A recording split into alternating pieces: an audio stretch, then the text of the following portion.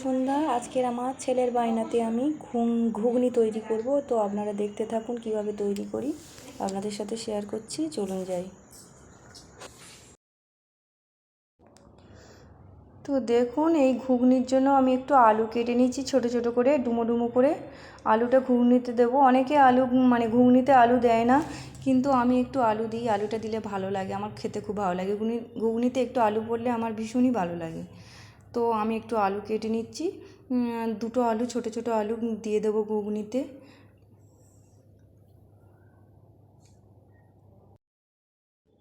আলুগুলো কাটা হয়ে গেলে প্রেসার কুকারে দিয়ে একটু হলুদ, একটু জল দিয়ে, পরিমাণ মতো জল দিয়ে দুটো সিটি মেরে নেব। যেহেতু বড় প্রেসার কুকারে দেবো, 5 লিটার প্রেসার কুকার, দুটো সিটি মারলেই আমার মটর সেদ্ধ হয়ে যাবে।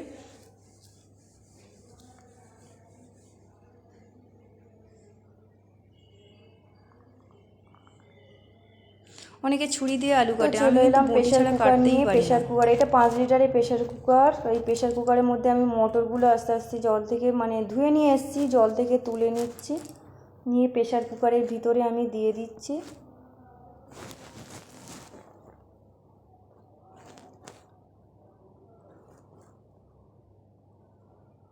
আলুগুলো দিয়ে দিলাম। এবার একটু হলুদ গুঁড়ো দেবো। আর বাইরের যারা ঘুগনি করে না, তারা ওই মটর যখন সেদ্ধ করে তখন একটু হলুদ দিলে মটরটাও হলুদ হয়ে যায়, ঘুগনিটাও খুব সুন্দর কালার আসে, ভালো হয়। তো আমি একটু হলুদ দিয়ে দিলাম।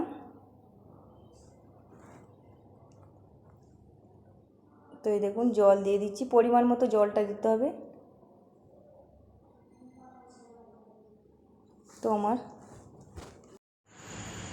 তো প্রেসারটা আমি গ্যাসের উপরে দিয়ে গ্যাসটা জ্বালিয়ে দিয়েছি। দেখুন, প্রেসারে দুটো সিটি পড়ার পরে দেখলাম মটরটা সেদ্ধ হয়ে গেছে। এই দেখুন,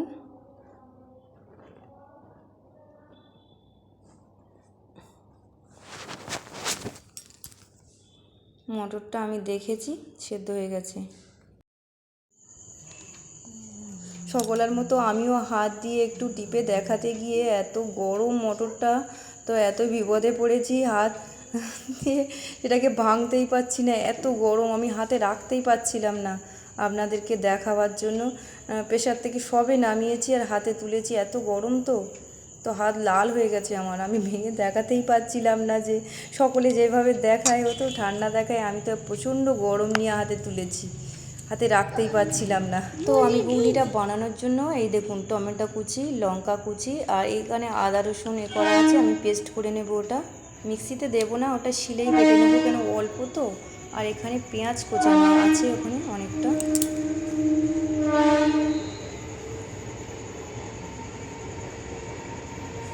আর শুকনো লঙ্কা, তেজপাতাটা এখানে দেখানো হয়নি। এবার চলুন ঘুগনিটা তৈরি করি। তো কড়াইটা গ্যাসে বসিয়ে দিয়েছি, তেলটা দিয়েছি, পরিমাণ মতো তেলটা দিয়ে দিলাম।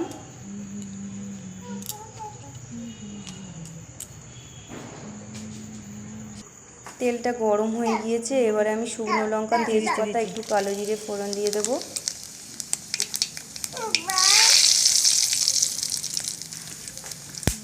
পেঁয়াজ দিয়ে করলে যদি এসব লাগে না, তবুও দিচ্ছি।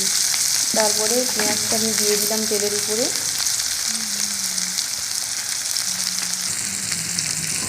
একটু নাড়তে থাকবো।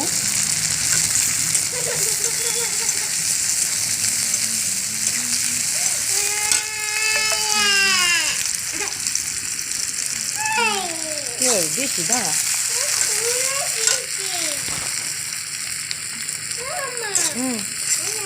আচ্ছা পরে পড়ে দিচ্ছি, দাঁড়া। আমি পেঁয়াজটা নাড়তে আছি। এইবার মশলাগুলো সবকটাই একসাথেই দিয়ে দেবো। টমেটো কুচি, লঙ্কা কুচি আর আদা রসুন পেস্ট একসাথেই দিয়ে দিলাম। দিয়ে আমি তেলের উপরে ভালো করে নাড়বো। এই তেলের উপরে একটু চিনি দেওয়ার কথা ছিল, ওটা আমি একটু শেষের দিকে দিয়েছি। আমি একটু ভুলে যাই, আমার একটু ভুলো মন, একটু ভুলে যাই। ওটা প্রতিটা তরকারিই হয়, চিনিটা দিতে একটু ভুলে যাই। তেলের উপর দিলে এটা কী হয়, কালারটা খুব সুন্দর আছে। একটু লবণ দিয়ে দিলাম। আর মশলাটা ভালো করে একটু কষবো।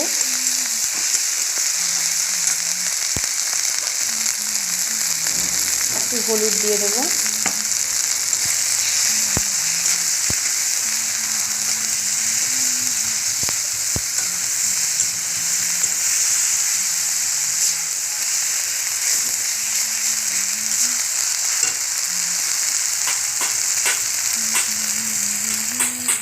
তেল আর একটু তেল দিয়ে দিলাম একেবারে।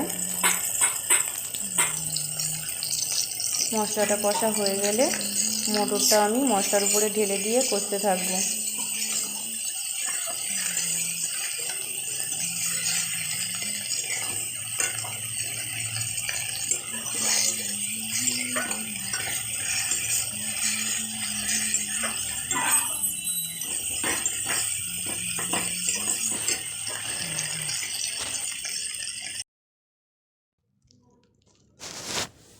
এইবার মশলাটা কষা কমপ্লিট হয়ে গেছে, মটর সেদ্ধটা ঢেলে দিয়ে দেব। দিয়ে সেই মটর সেদ্ধ মশলার সাথে ভালো করে কষবো।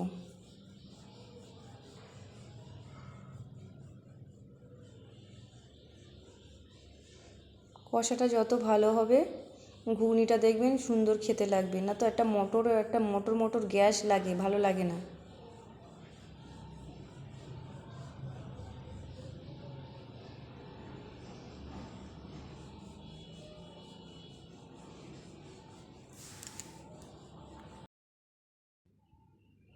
তো এই দেখুন চিনিটা দিয়ে দিলাম, একটু বড় দানার চিনি একটু দিয়ে ভালো করে কষবো।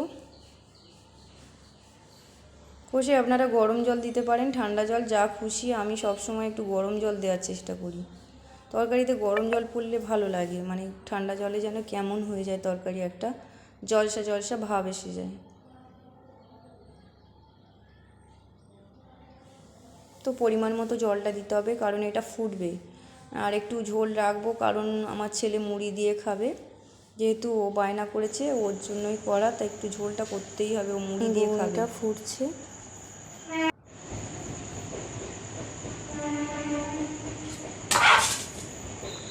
ভিডিও করতে আমার একটু অসুবিধা হয়, কারণ আমার কোনো স্ট্যান্ড নেই, তো বাঁ হাতে ধরে আর ওই এক হাতে রান্না করা খুবই দেরি হয়, অসুবিধা হয়।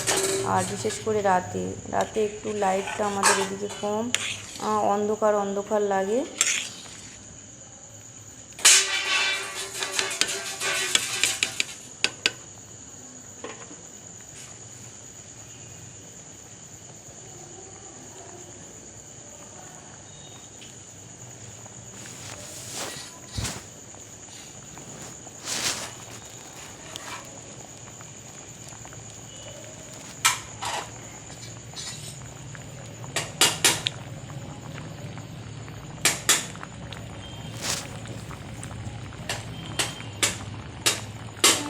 দেখুন ঘুগনিটা আমার কমপ্লিট হয়ে গেছে।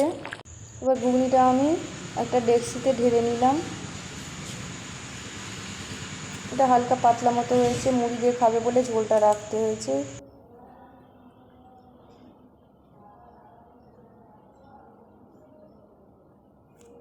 তো বন্ধুরা, আমার ভিডিওটা কেমন হয়েছে অবশ্যই করে লাইক কমেন্ট শেয়ার করবেন। তো আজকের মতো টাটা, বাই বাই।